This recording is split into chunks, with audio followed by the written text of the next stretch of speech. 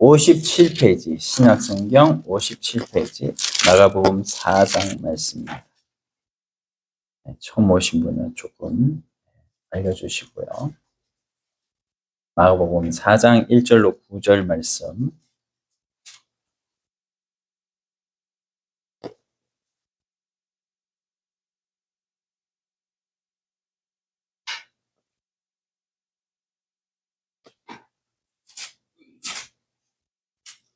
네, 동영상 되고 있나요? 자, 1절로 9절 같이 읽도록 하겠습니다. 예수께서 다시 바닷가에서 가르치시니 큰 무리가 모여들거늘 예수께서 바다에 떠있는 배에 올라 앉으시고 온 무리는 바닷가 육지에 있더라. 이에 예수께서 여러 가지를 비유로 가르치시니 그 가르치시는 중에 그들에게 이르되 들어라. 씨를 뿌리는 자가 뿌리러 나가서 뿌릴새 들어는 길가에 떨어짐에 새들이 와서 먹어버렸고 들어는 흙이 얕은 돌밭에 떨어짐에 흙이 깊지 아니하므로 곧 싹이 나오나 해가 돋은 후에 타서 뿌리가 없으므로 말랐고 들어는 가시떨기에 떨어짐에 가시가 자라 기운을 막음으로 결실하지 못하였고 들어는 좋은 땅에 떨어짐에 자라 무성하여 결실하였으니 30배나 60배나 100배가 되었느니라 하시고 또 이르시되 들을 귀 있는 자는 들으라 하시니라. 아멘. 네, 옆 사람 한번 축복하겠습니다. 잘 오셨습니다. 하나님의 사랑으로 사랑하고 축복합니다. 오늘 본문은요, 우리가 씨 뿌리는 비유라고 이렇게 많이 알려져 있는데요. 대표적인 비유의 말씀입니다. 엄밀하게 이 본문을 보면 씨앗에 대한 얘기라고 이렇게 볼 수는 없죠. 여기에 농부가 씨를 뿌리는데 씨앗은 좋은 씨앗이기 때문에 씨앗에 대해서 말씀하는 게 아니라 해석에 보면 여기 10절부터 이제 이 비유를 설명하시다 이렇게 말씀하는데 비유에 대해서 설명이 나와 있습니다. 그 해석에 보면 이 씨앗은 말씀이다, 복음이다 이렇게 나와 있어요. 우리 말씀과 복음은 아주 좋은 것이죠. 근데 그 말씀과 복음을 받는 바탕인 마음밭, 심전이라고 심전. 따라하겠습니다. 심전. 이 마음밭이 여기에 몇 가지가 나와요? 4가지가 나옵니다. 그래서 첫째는 길가밭, 둘째는요 돌짝밭, 셋째는 가시떨기밭, 네 번째는 좋은 밭이라고 말씀을 하고 있어요. 여기에 대해서 그 뜻이 무엇이냐에 대해서는 13절부터 20절까지 예수님께서 해석을 해주셨어요.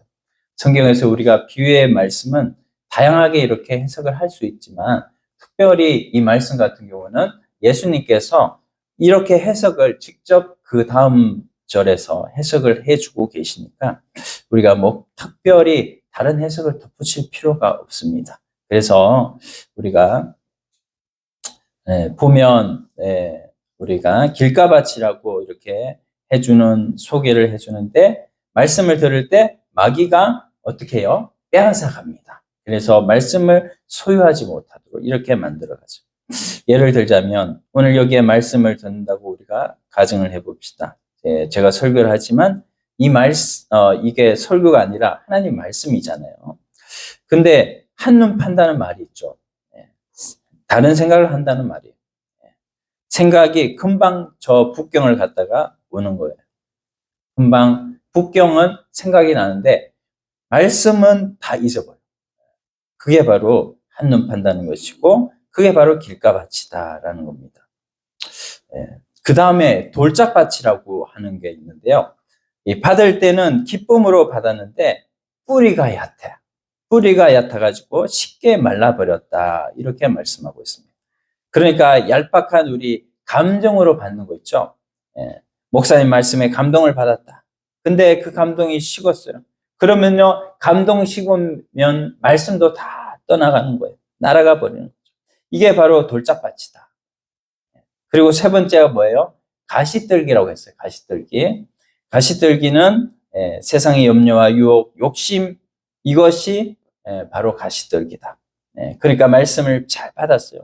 근데 말씀을 지키기에는 내 배에서 생수의 강이 흘러나와가지고 성령께서 이 말씀대로 순종할 수 있는 이런 힘을 공급해 주셔야 되는데 그 힘을 받지 못하고 뭡니까? 세상의 염려, 유혹, 욕심, 이런 여러 가지 내 고집, 사고방식 이런 게 얽혀가지고 이 씨앗이 성장하지 못하도록 말씀을 가로막고 있는 거예요.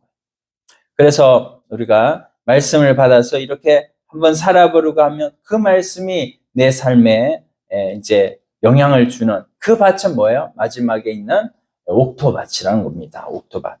그래서 이 영향을 주는데 30배, 60배, 100배의 결실을 해서 풍성한 축복을 받게 되더라. 그렇게 예수님이 해석을 해주셨어요. 근데 오늘 저는 이런 보편적인 해석을 말하려고 하는 게 아니라 보편적으로 하지 않는 말씀, 들어는 이라는 말씀, 들어는.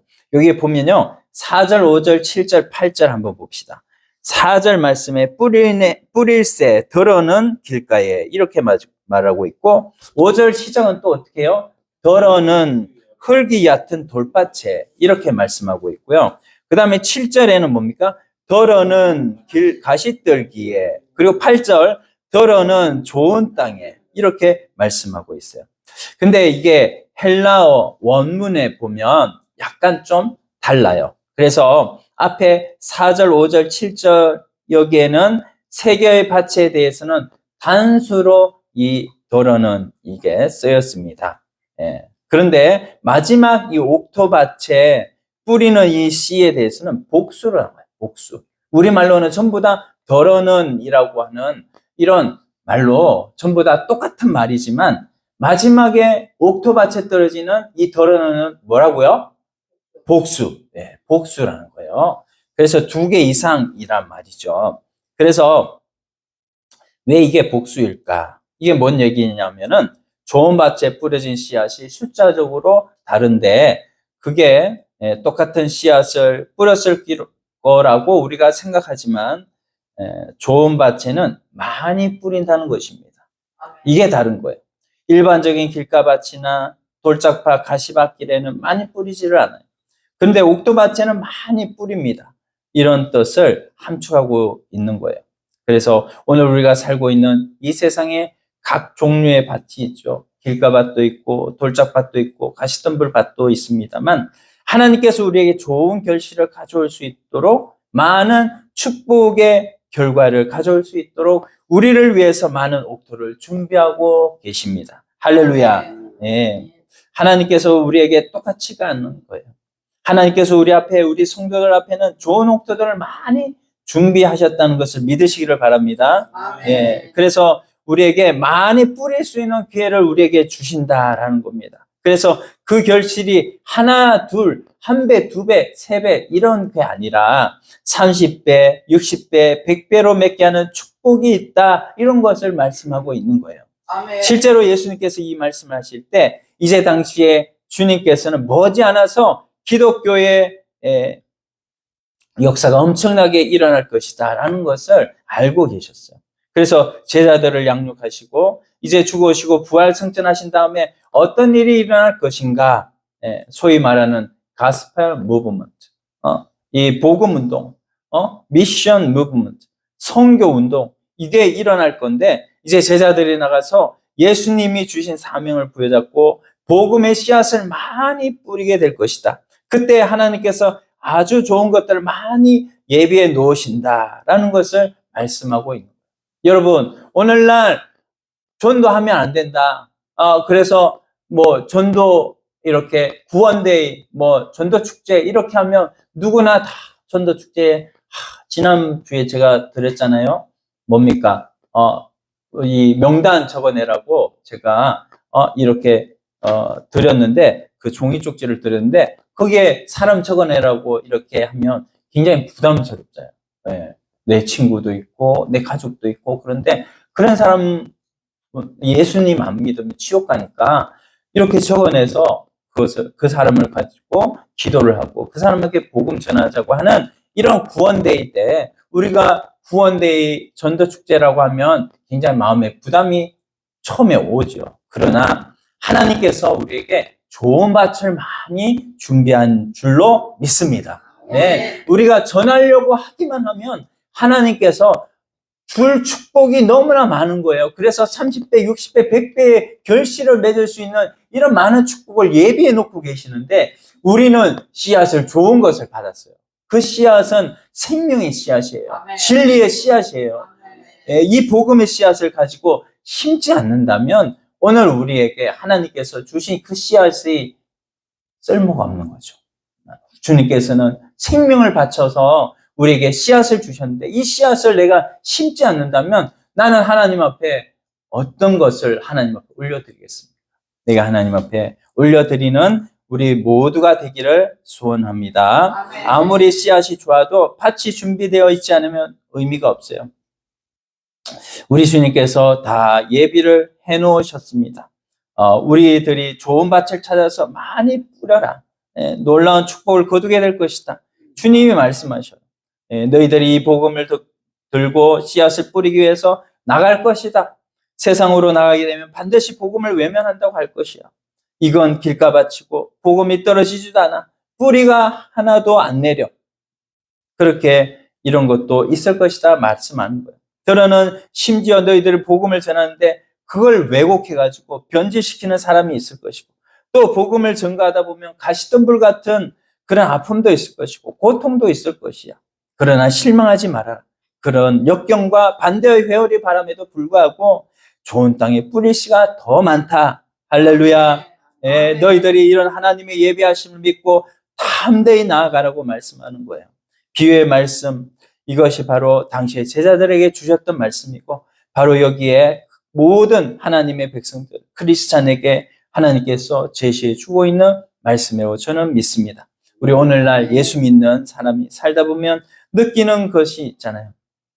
되는 일도 있지만 안 되는 일이 더 많다고 생각되지 않아요? 우리 느낌에 순탄한 일도 있지만 역경과 고난이 훨씬 더 많다는 느낌이 들지 않으세요?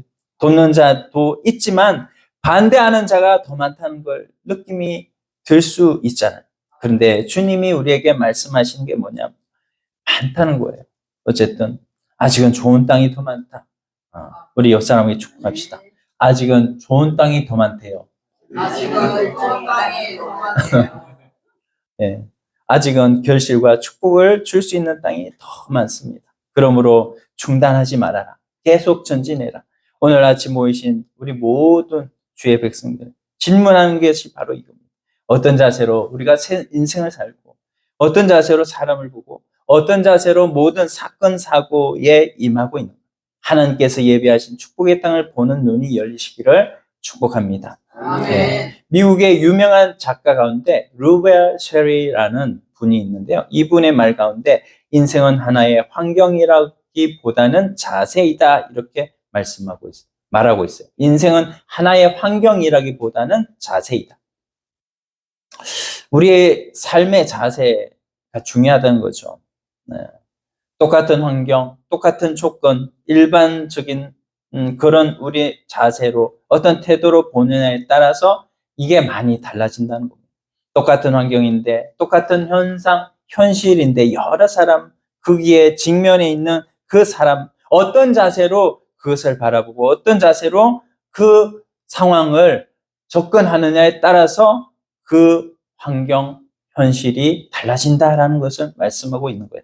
그래서 저는 이렇게 오늘 본문을 이렇게 전하려고 합니다. 어떤 자세로 씨를 뿌리며 살 것인가? 우리가 구원데이 때 또 더 넓게는 우리가 신앙생활 하면서 어떤 자세로 매일매일 우리는 씨를 뿌리며 살아가는 사람들인데 어떤 자세로 씨를 뿌리죠? 첫 번째는 인내하는 정신으로 씨를 뿌려라. 두 번째는요, 주님의 가능성을 갖고 씨를 뿌려라. 세 번째는 채무자의 심정으로 씨를 뿌려라. 우리에게 말씀하고 계셔요. 자, 첫 번째 뭐냐면 인내하는 정신으로 씨를 뿌려라. 마가복음 4장 28절 조금 더 뒤에 나가면 이렇게 말씀하고 있습니다. 같이 읽어봐요. 땅이 스스로 열매를 맺되 처음에는 싹이요 다음에는 이삭이요 그 다음에는 이삭에 충실한 곡식이라 이렇게 말씀하고 있습니다. 자, 여기에 단계로 나옵니다. 단계. 그러니까 우리가 씨앗을 뿌리면 적시 열매를 거두면 얼마나 좋겠어요. 우리가 기도하면 바로바로 이루어지면 얼마나 좋겠어요. 그러나 그것이 아니라 인내의 과정이 필요하다라는 겁니다. 여러분 농부들 아시죠? 농부. 우리 지금 이제 조금 있으면 이제 벼농사를 지을 텐데 그 벼농사 지을 때 어떻습니까? 농부가 열심히 모짜리를 만들고 그 씨앗을 뿌려가지고 거기에서 이제 뭐가 나와가지고 그것을 가지고 뭐예요? 큰 이제 논에다가 그것을 뿌리는 그것을 심는데 심기 전에 뭡니까? 논에 물을 다 대고 거기에 또 뭐예요? 비료도 뿌리고 거기에 이제 거름도 주고 이렇게 하죠. 그렇게 준비를 해서 이렇게 농사를 지었을 때 그 농사가 잘 되고 준비한 농부의 마음대로 다 됩니까? 아니잖아요. 마지막에는 뭐예요? 결국 태풍이 한번 싹 와서 훑고 지나가면 모두가 다 쓰러지고 이렇게 망치는 경우도 있잖아요. 그래서 우리가 뭡니까? 사람이 그 마음에 계획할지라도 그 결과는 누가 주시는 거예요? 하나님이 주시는 건 줄로 믿습니다. 그래서 우리가 기도도 마찬가지. 이렇게 한 달 기도했는데 내가 큰 능력을 받았다. 내가 바로 성자의 수준에 올랐다. 이러면 얼마나 좋아요. 그런데 그런 경우가 없습니다. 그래서 우리가 그거를 그렇게 바라는 걸 기복신앙이라고 그래요.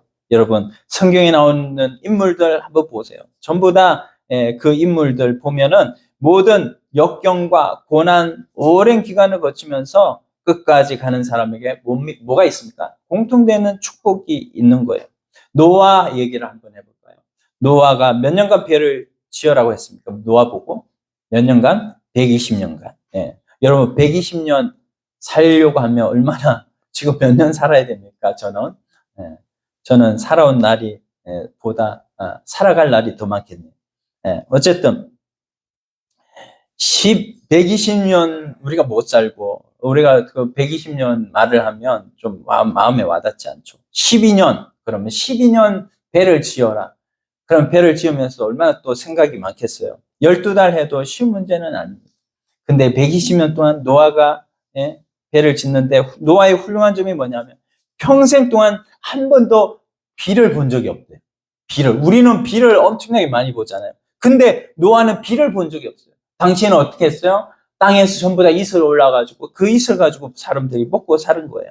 그런데 노아는 비를 본 적도 없고 홍수를 한 번도 본 적이 없는데 하나님께서 하나님 말씀으로 방주를 지어라고 120년 동안 짓고 내가 홍수에 하늘에 구멍을 뚫어가지고 비가 억수같이 쏟아지는 거를 네가 보지 못했지만 내가 말씀하니까 너는 들어라.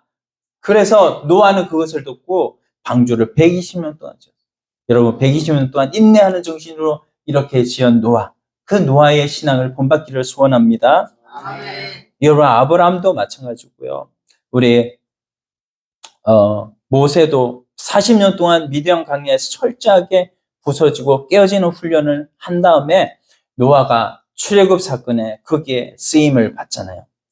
여러분 기다림의 시간은 하나님께서 우리를 연단시키는 과정인 줄로 믿습니다. 열매를 맺게 하는 과정인 줄로 믿습니다. 그것을 연단 과정이라고 해요. 연단 과정.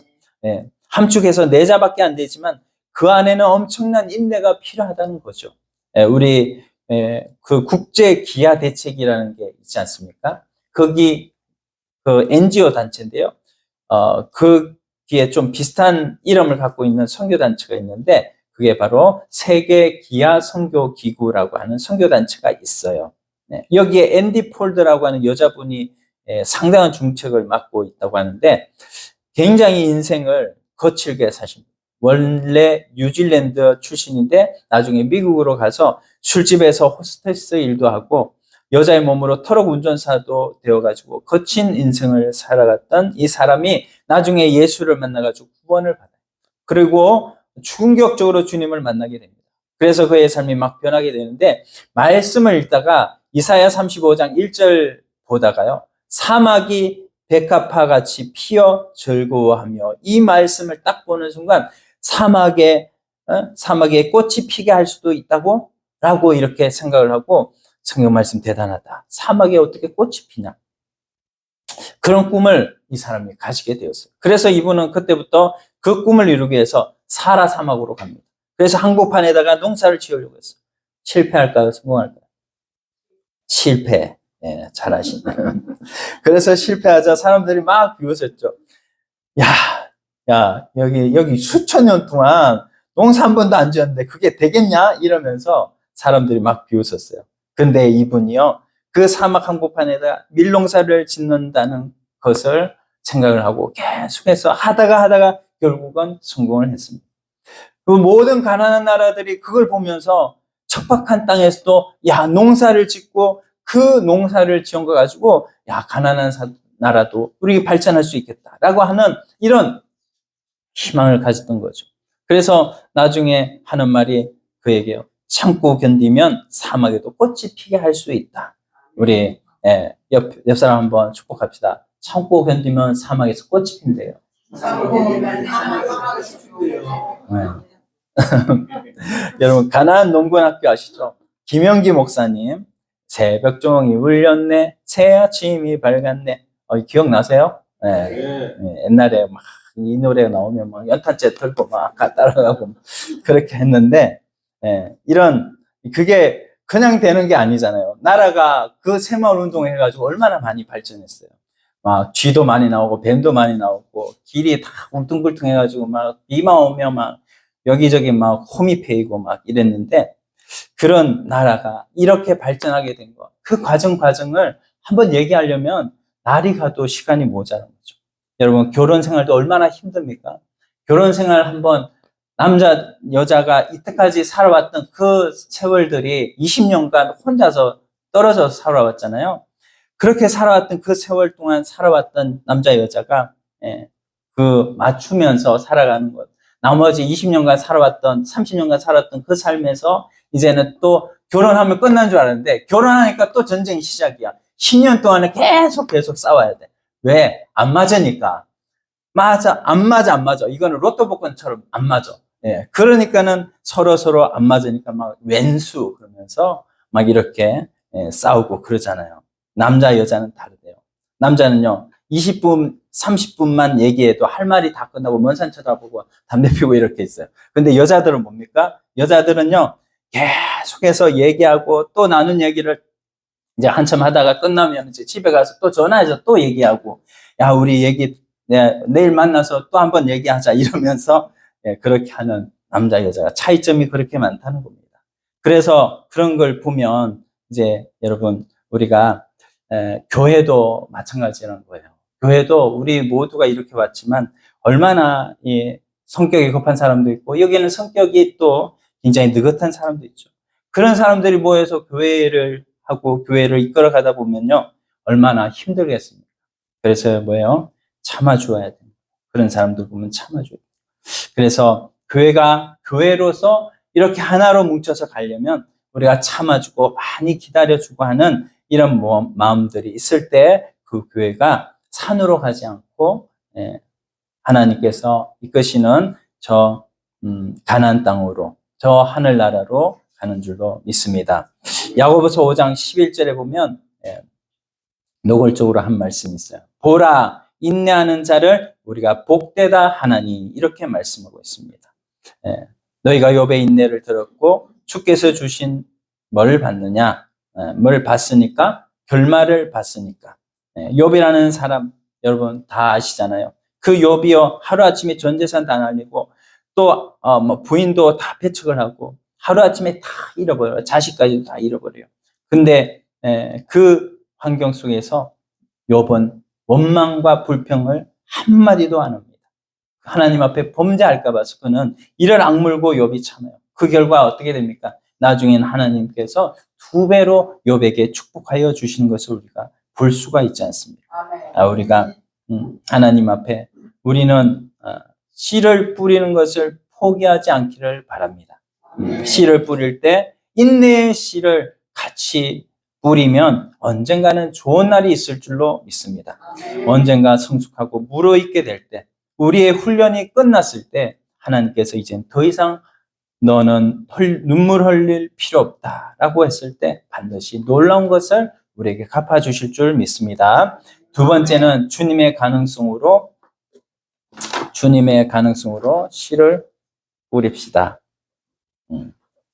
여러분 오늘 우리가 씨 뿌리는 자를 농부라고 이렇게 말하죠. 근데 농부가 아무리 자기가 농업대학을 나왔고 또 대학원도 나오고 이렇게 농사에 관해서 엄청나게 이제 많이 알고 이렇게 전문적인 지식을 쌓아도 결국에는 누가 키워주지 않으면, 하나님이 키워주지 않으면 태풍 하나 때문에 농사가 다 망치게 되는 것이죠. 그래서 내가 한 거라고 이렇게 말할 수가 없다는 거죠. 우리가 내가 한 것이 아니라 하나님이 해주셨다. 그래서 하나님이 물을 때 우리는 어떻게 해야 돼요? 하나님이 하셨습니다. 우리가 무슨 일을 하고 무슨 하나님 앞에 영광을 돌리고 했을지라도 결국에는 사람들이 나를 칭찬하는 말을 할 때에도 결국엔 하나님이 하셨습니다. 하나님께 영광을 돌리는 우리 모두가 되기를 소원합니다. 그래서 하나님이 해주실 것이라는 이런 믿음으로 우리가 하나님 앞에 일을 감당할 때 하나님이 모든 것을 하나님이 이루어 가실 줄 믿습니다. 우리가 그래서 여러분 교회에 여러 성도님들이 많아서 이렇게 성도님들 보고 교회가 이제 성장하고 하면 교회에서 뭐 좀 해달라고 이렇게 부탁을 하잖아요. 이렇게 이제 교회에 이런 밥을 한다든지 또 식사 당번 또 주차 관리 이런 거를 좀 해주세요. 이렇게 하면 우린 능력이 없어서 못합니다. 이런 소리 하면 안 되고 하나님께서 주시는 것은 하나님 앞에 우리가 무슨 능력이 있습니까? 전능하신 하나님 앞에 우리가 무슨 아는 것이 있습니까? 우리는 하나님 앞에 능력이 있어서 하나님이 우리를 여기다 꽂아놓은 것이 아닌 줄로 믿습니다. 하나님 앞에 우리가 무슨 잘나서 꽂아놓은 것이 아니라 하나님께 비하면 우리는 아무것도 아니고 모두 다 죄인이고 모두 다 죽어야 할 존재들인데도 불구하고 하나님께서는 우리를 사랑하셔서 이 자리에 꽂아놓은 줄로 믿는다면 하나님이 우리를 향해서 말씀하시는 그 말씀, 이것 좀 한번 해보세요. 이것 좀 한번 도와주세요. 이렇게 하면 우리가 그것에 대해서 하나님께서 주시는, 제가 능력이 없지만 하나님께서 말씀하신다면 내가 순종하겠습니다 라고 이렇게 하나님 앞에 나아가는 저와 여러분들이 다 되기를 소원합니다. 능력이 없지만 하나님께서 더하시면 그 능력을 통하여서 더 30배, 60배, 100배의 능력을 갑절로 하나님께서 주시고 그 능력의 결과가 나타날 줄로 믿습니다. 그래서 인생을 아주 낙관적으로 우리가 생각하고 하나님의 가능성, 주님의 가능성을 가지고 우리가 씨를 뿌리는 것이 너무나 중요한 거예요. 그래서 인생을 아주 낙관적으로 산 사람 가운데 한 사람 우리가 추천한다면 토마스 에디슨이라고 하는 사람이 있습니다. 토마스 에디슨. 토마스 에디슨에 대해서 많은 위인전이 있어요. 근데 그 중에 그 토마스 에디슨의 아들이 바로 찰스 에디슨인데 이 찰스 에디슨이 쓴 책이 한 권 있습니다. 그게 뭐냐면 The Electric Thomas Edison라고 하는 책이에요. 그런데 이 책에 보면 토마스 에디슨의 일대기를 나름대로 자녀 입장에서 쓴 것인데요. 어떤 에피소드가 있냐면요. 67세가 된 아버지 에디슨, 이제 에디슨이 나이가 많이 들었어요. 집에 불이 났습니다. 뭐 하다가요? 실험실에서 실험을 또 하다가. 근데 실험실에 보면 화학약품도 많고 불이 자꾸 나잖아요. 근데 너무 큰 불이 났어. 완전히 이거는 끌 수가 없어, 사람이. 그래서 잿더미로 이제 막 바뀌고 있었는데 이걸 바라본 아들의 마음속에 아버지가 걱정이 되는 거예요. 그래서 혹시나 안 다쳤을까? 모든 것이 잿더미가 됐는데 얼마나 낙심이 되실까? 그래서 또 이제 재기할 수 있을까? 이게 아들의 입장에서 걱정이 되는 거죠. 근데 그때 아버지가 그 안에서 튀어나오시더니 찰스야, 빨리 엄마 불러와라. 그리고 네 친구 빨리 데려와라. 이처럼 찬란하게 빛나는 불꽃 구경을 다시는 할 기회가 없을 거야. 빨리 사람들 데려와. 실험실 속에서 막 펑펑 소리가 나고 불꽃이 막 터지고 그러는데 이 아버지가 이런 말을 막 하는 거야. 그래서 아들이 쳐다보고 어이가 없으니까 계속 아버지만 쳐다보고 있는데 아들아, 어차피 이 불은 우리가 끌 수 없는 불이야.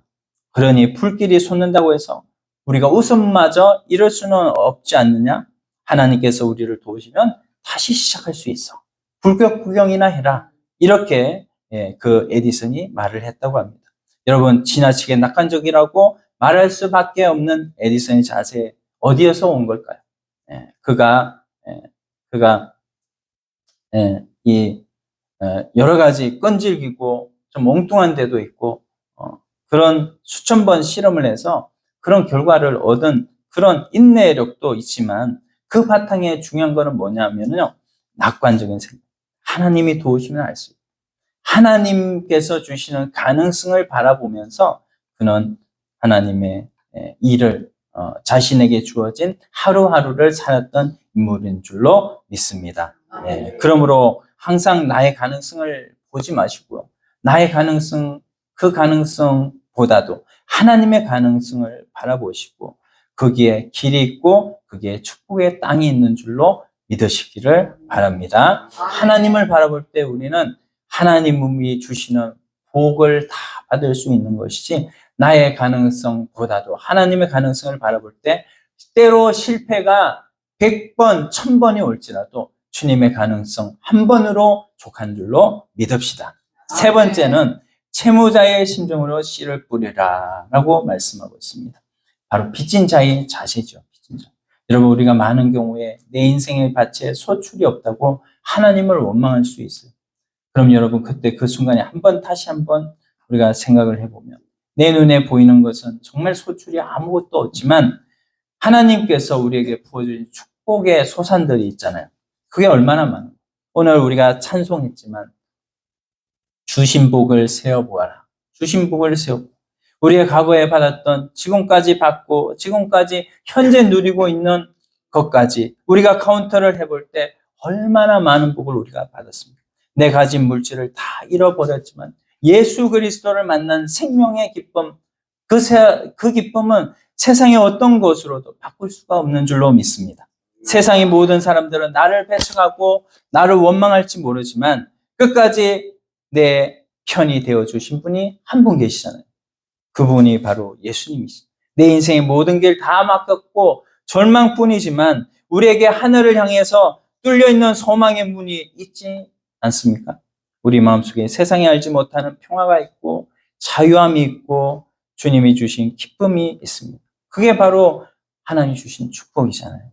우리가 주님이 주신 축복. 지금까지 내가 여기까지 이 복음이 나에게까지 오기까지 얼마나 많은 시행착오와 얼마나 많은 어려움들이 있는 줄 여러분 잘 아시잖아요.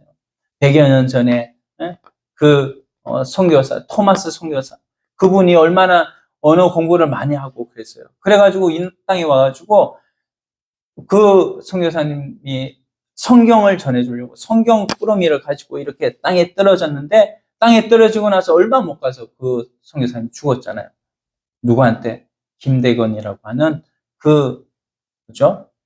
그 포졸인가요? 그 사람한테 죽었잖아요. 못 베어서 죽었잖아요. 근데 그분이 그때에 떨어뜨린 그 성경책을 가지고 당시에 종이가 귀하니까 그 종이를 어떻게 해요? 자기 벽에다가 이거를 막 붙여가지고 그렇게 썼는데 벽지로 썼는데 그거를 가만히 할 일 없다가 그걸 읽다가 보니까는 예수님이 믿어진 거예요. 그래가지고 나중에 뭐예요? 김대건 신부가 되었다고 하잖아요. 하나님께서 하시고자 하는 모든 일은 하나님이 다 이루어 가시고 또한 우리는 그 은혜에 감동해서 그 토마스 선교사님이 우리가 보기에는 진짜 더럽게 죽었네. 이때까지 많이 이렇게 우리나라에 대해서 공부하고 언어 공부한 모든 것이 다 숲으로 돌아갔네. 이렇게 생각하지만 그것이 아니에요. 그 분이 흘린 그 피로 말미암아서 여기에 엄청난 복음의 씨앗이 뿌려졌다는 것. 그것을 우리는 기억해야 되고 그것이 오늘 내게 오기까지 얼마나 많은 사람을 통해서 또 많은 죽음을 통해서 내게 왔는가라는 것을 우리가 생각해 볼 때 우리는 이것으로 인해서 감사하고 이것으로 인해서 우리는 내가 채무자의 심정으로 씨를 뿌려야 할 줄로 믿습니다. 그래서 로마서 1장 14절 이 바울이요 이렇게 고백합니다. 같이 있습니다. 헬라인이나 야만인이나 지혜 있는 자나 어리석은 자에게 다 내가 무한 자라, 빚진 자라. 아멘. 네. 우리가 받을 것이 많다고 보통 우리는 생각하죠. 세상에 한번 태어났으니까 뭐 누릴 것 다 누리고 우리가 가야 된다. 이렇게 생각하죠. 그러나 그것이 아니라 하나님께서 우리를 보내셨으니 우리가 하나님 앞에 이 보낸 것도 하나님이 보내셨고 우리가 예수 믿게 된 것도 이 죄인이 예수 믿어가지고 의인이 되고 천국의 시민권을 받은 것. 이것이 얼마나 큰 은혜인지를 우리가 생각할 때 하나님 앞에 우리는 늘 빚진 자로 살아가야 될 줄로 믿습니다. 1, 2, 3차 전도 여행을 다 마치고 마지막으로 생명을 걸고 예루살렘으로 올라가기 직전 AD 57년 그때에 이 로마서를 쓸 때에 사도 바울이 그렇게 이렇게 말씀하고 있는 거예요. 헬라인이나 야만인이나 내가 빚진 자다. 내가 예수 그리스도 앞에 나는 복음을 믿는 자들을 다 예루살렘으로 압송해서 다 죽게 만드는 그런 일을 했던 나인데 예수님께서 왜 나를 핍박하냐고 다메섹 도상에서 만나 주셔가지고 내가 이제 예수를 믿게 되는 이 모든 것이 은혜요, 감사요, 기쁨이다라는 것을 사도 바울은 굳게 믿었습니다. 네, 예수님이 나를 위해서 죽어주셨는데 나같이 더럽고 추한 죄인을 위해서 예수님이 죽어주셨는데 하나님 아버지는 하나밖에 없는 독생자를 보내서 나를 사랑해 주셨는데 내 평생 갚고 갚아도 못 갚을 이 은혜가 있는데 내가 무엇을 자랑하고 내가 무엇을 요구할 것이 있겠나. 이게 바로 사도 바울의 신앙 고백이고 사랑하는 여러분의 이 자세로 살아야 할 줄로 믿습니다. 빚진 자로서 사는 삶. 설사 내가 엄청난 헌신을 지금까지 해왔고 엄청난 업적을 다 할지라도 자랑할 것이 없습니다. 내가 원하는 꿈을 좀 많이 이뤘다고 할지라도 그건 오히려 부끄러워해야 됩니다. 내 몸이 부서져도 그건 자랑할 것이 아니라 오히려 기쁨으로 감사로 지속적으로 계속하여 하나라도 더 씨를 뿌려야 할 줄로 믿습니다. 예. 거기에 더 필요한 것은 화려하게 성장하더라도 우리 교회가 성장하고 발전하더라도 정말 놓치지 않아야 될 것은 내가 복음에 비친 자다. 예, 따라서 합시다. 정말 내가 복음에 빚진 자다. 정말 내가 복음에 빚진 자다. 예수님 십자가 복음을 생각만 하면 할 말이 없는 자가 되어야 되고 자랑이 없는 자가 되어야 될 줄로 믿습니다.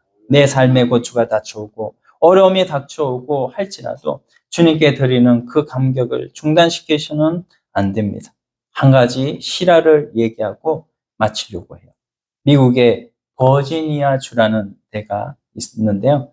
그 한 부분입니다. 제가 축소해서 말씀드리겠습니다. 버지니아 주에 그린빌이라는 한 촌이 있는데 신실한 크리스천 부부가 살고 있었어요. 참 교회 열심히 해요. 부부가 이웃 사랑하고 섬기고 실행적으로 살아가는 그런 부부인데요. 그런데 이들의 한 가지 문제가 있어요. 오랫동안 자녀가 없어요. 자녀가 없어요. 그래서 계속 하나님 우리도 자녀를 달라고 기도를 했어요. 그래서 7년 만에 7년 동안 기도하던 어느 날 그 가정에 임신 소식이 들려왔어요. 너무도 기쁜 나머지 태어나기 전에 애 이름을 먼저 지었어요. 아들 낳으면 사무엘, 딸을 낳으면 에스더. 이렇게 이름을 다 지어놓고 그 아이가 쓸 용품을 다 사놓고요. 아이를 낳는 날이 드디어 왔습니다. 너무 그런데 산모가 고통이 심했어요. 결국 난산을 했어요. 마취를 하고 개복 수술해서 아이를 낳게 되는데 이제 산모가 마취해서 깨어나가지고 옆에 아이가 없는 거예요. 그래서 간호사한테 아이를 보여달라고 그러니까 뭔지 모르지만 의사와 간호사가 자꾸 주저하는 겁니다. 너무 간절하게 아이를 원하니까 가져와요. 그때 그 산모가 그 아이를 보는 순간 비명을 지르면서 까무러쳤습니다. 왜냐하면요. 온몸이 다 뒤틀려 있고 이 어린아이가 얼굴이 흉측하게 뒤틀려 있고 기형아였어요. 그때 부인이 하나님 앞에 이렇게 통곡을 해요. 내가 지난 수년 동안 그렇게 하나님 열심히 섬기고 수많은 사람들을 사랑하고 사람들한테 인정받는 그런 삶을 살았는데 무엇이 잘못돼서 이런 아이를 내게 주셨어요. 이해가 되지 않는다고 원망하고 통곡을 합니다. 남편은 그 아이를 보자마자 병원을 뛰쳐나갔어요. 그리고 밤새 이 거리 저 거리를 돌아다니다가 하나님 앞에 하나님께 되들었습니다. 그러다가 새벽녘 되었을 때 한 교회당에 불이 켜지고 문 열린 것을 보고 그 남편이 교회당에 들어가서 하나님 나한테 이럴 수 있습니까? 그렇게 하나님 앞에 기도를 했어요. 근데 그때 그 이 남편이 한 음성을 들었다고 합니다. 그리고 바로 병원으로 달려왔어요. 그리고 부인에게 얘기를 해요. 내가 지난밤 거리를 돌아다니면서 하나님께 한가하고 대적했는데 내가 교회에 가서 기도하는 가운데 하나님께서 이런 말씀을 주시더라. 이 땅에 온몸이 뒤틀리고 흉측하게 생긴 아이 하나를 이 세상에 보내고 싶은데 어떤 가족에게 이 아이를 보내야 이 아이가 평생에 냉대받지 않고 하나님의 사랑을 느끼면서 따뜻한 사랑을 받으면서 자랄 수가 있을까? 이 지상을, 이 지구를 고르다가 하나님께서 생각하다가 우리 가정을 뽑았다라고 하는 그 얘기를 해주는 거예요. 하나님께서 주신 감동이죠. 하나님께서 우리를 인정하셔서 이 아이를 일부러 우리 집에 보냈대. 우리가 하나님을 원망하지 말고 이 아이를 맡아서 이 아이를 아무 어려움 없이 그리고 사랑해 주자. 이 말 끝에 그 부인도 울고 그 얘기를 듣던 의사도 울고 간호사도 울고 감격적인 장면이 연출이 되었다고 합니다. 사랑하는 형제자매, 오늘 우리들에게 항상 축복된 사건만 주어지던가요? 우리 앞에 항상 아름답고 내가 원하는 일만 펼쳐지던가요? 혹시 그렇게 말하는 사람은 전부 사기꾼입니다. 혹시 어떤 목사님 그렇게 가르친다면 그 목사님을 절대 따르면 우리 앞에 돌짝밭도 있을 수 있고요. 가시밭도 있을 수 있어요. 길가밭도 있을 수 있어요. 엄청난 냉소가 우리 주변에 있을 수 있어요. 여러분을 다 사랑해주고 대우해주고 여러분 칭찬해줄 것 같습니다. 그러나 한 가지 우리에게 희망이 있는 것은 뭡니까? 아직은 좋은 땅이 더 많다. 지금 한 과정 우선은 그럴지라도 지나놓고 보면 그것이 아니라 축복된 사람이 더 많고 하나님은 우리에게 더 좋은 것을 주시는 분이신 줄로 믿습니다. 네, 우리가 전도하다 보면 때로는 어렵고 내가 왜 전도를 한다고 했을까? 내가 왜 이 사람을 적어냈을까? 그렇게 생각될 때가 물론 있을 거예요.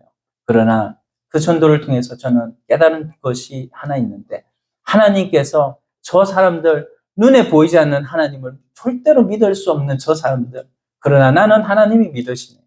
하나님이 나는 믿어줘. 보이지 않는 하나님이 믿어지네. 하나님이 믿어지지 않는 저 사람들 보면서 믿어지는 나를 변화시켜 주신 사랑의 하나님, 그 하나님이 얼마나 감사한지 몰라요.